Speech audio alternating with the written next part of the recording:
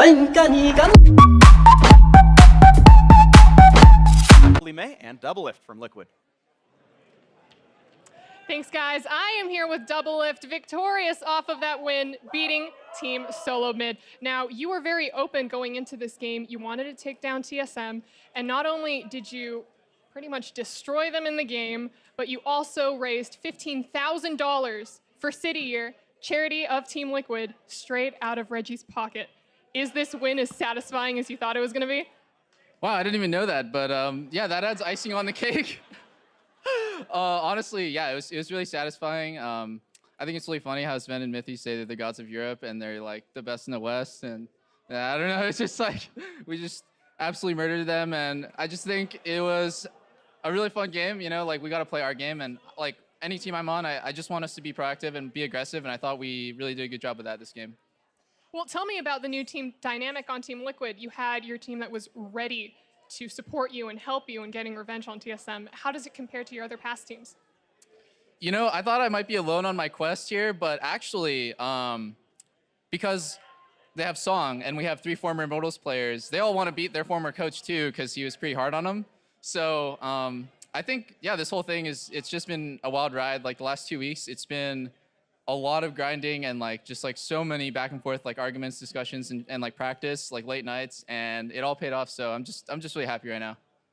Great. Well, you took game 1. How are you going to ensure that you continue winning throughout the split, starting with tomorrow's game versus Optic?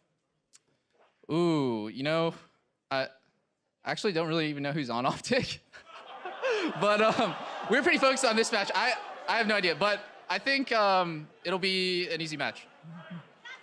There you go. Easy match. Thank you so much, Doublelist, for this interview. We're going to throw it to our friends at the State Farm analyst desk.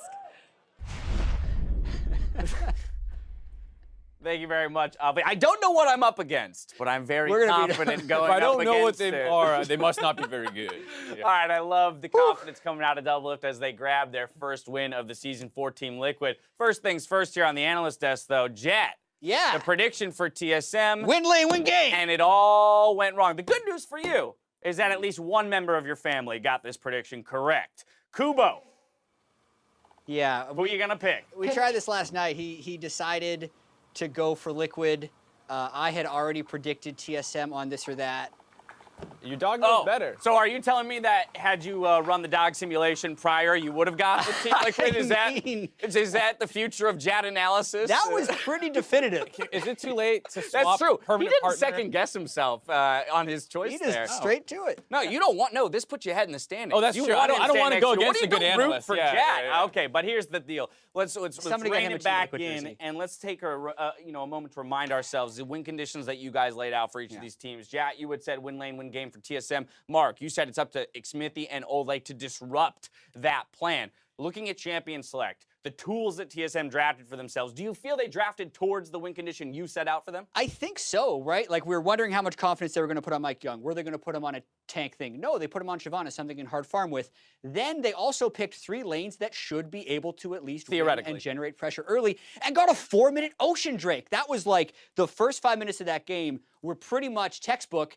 And that is all that was in the textbook. The rest of it was just a bunch of blank pages. No, because then the textbook started reading about TL's game plan, and Smithy held them up at the blue buff to get first blood as, Pobel to roam top, and that's the synergy that we were saying you had to worry about. All right, but at the same time, we're looking at that bot lane for Smithy and Sven, wondering how they're going to show up, on the debut here in the NA LCS. And Mithy, a couple questionable moves, invading in on the jungle, positions himself to get taken advantage of, and that's kind of where the snowball started in favor of Team Liquid. There was a mid-jungle skirmish that was going on, and Mithy wants to roam and get involved, but he kind of gets cut off here between TL, and at this point, the mid-jungle of TSM had backed out, and he's on the wrong side of the wall. He's trying to save his resource to get over to the blast cone. Very intelligent of Ole to stop that when it forces the ultimate out of Sven, and now they're chunked out with no ults. And it's all about cascading pressure, which is what Team Liquid was really good at capitalizing on this game. They understand that there's no Kalista ultimate to save, and they just dogpile the bottom lane. TSM, again, is too late to the party. As soon as Mike Young is there, the teleport comes in for Team Liquid.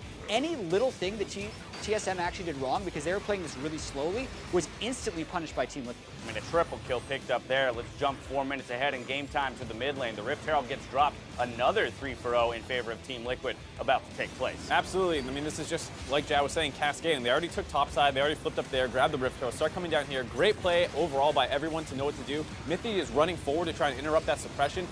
Doublelift buster shots them away. They just are constantly covering each other's potential weaknesses and destroying TSM. Yeah, and Doublelift just said in the interview that he wants to make sure any team he is on is proactive, and he's living up to that, right? Europe just played 10 games. They finished their week. None of those games were faster than this one, where Team Liquid beat TSM. So they're playing fast and proactive.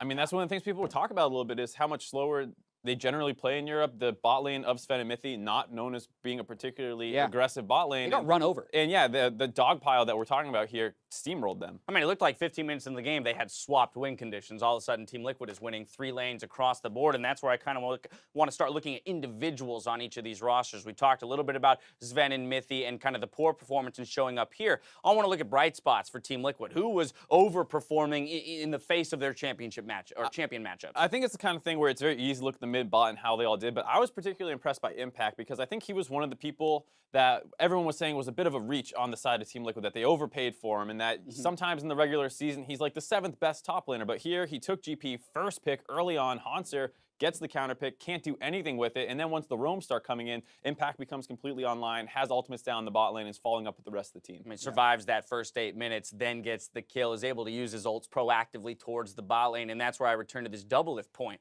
right? He's a resource-hungry guy. We've heard that from the teams that he's been on.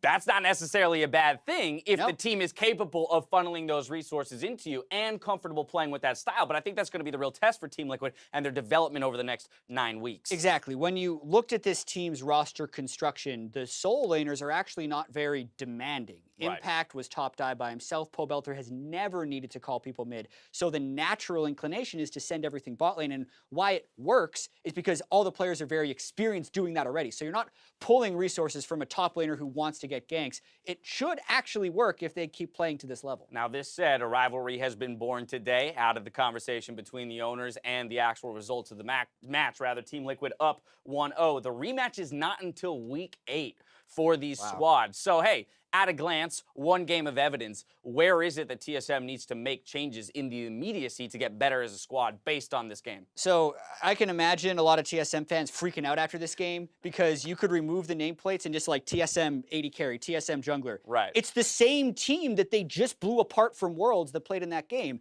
They had okay lanes where they're up in CS, and then they didn't do anything. They just waited for the other team to start beating them, and they have to fix that fast. Not that much practice. It's 1 game in 18, but it's very similar to how they exited and ended last year. I mean, I would imagine you're looking at a player like Mithy to kind of shore up those weaknesses. If I'm looking for a leader on TSM, obviously Bjergsen comes to mind. He's been a mainstay of the team and the roster, or the org rather, for quite some time. But Mithy is one of those guys I'm looking at to become an in-game leader and help propel Mike Young to a higher level of play. It's just obviously not quite there yet. And I think this is what people were saying with TSM initially. I think a lot of people are not ready to be like, TSM is no longer potentially going to be the best team in the league by week 8 or week 9. It's that they have to build that synergy. Song will have to work with them. Sven and Mithy, you need to remember, got 3 sums out for 1 4 minutes into the game off a good trade. It wasn't like they got rolled just by Doublelift and Ole. It was the team synergy that was pre-built from taking all these Immortals members. Yeah, there were always more Immortals people there when, or sorry, Immortals people. Team Liquid. There were more Immortals players in the bottom lane. Also, Team Liquid players in the bottom lane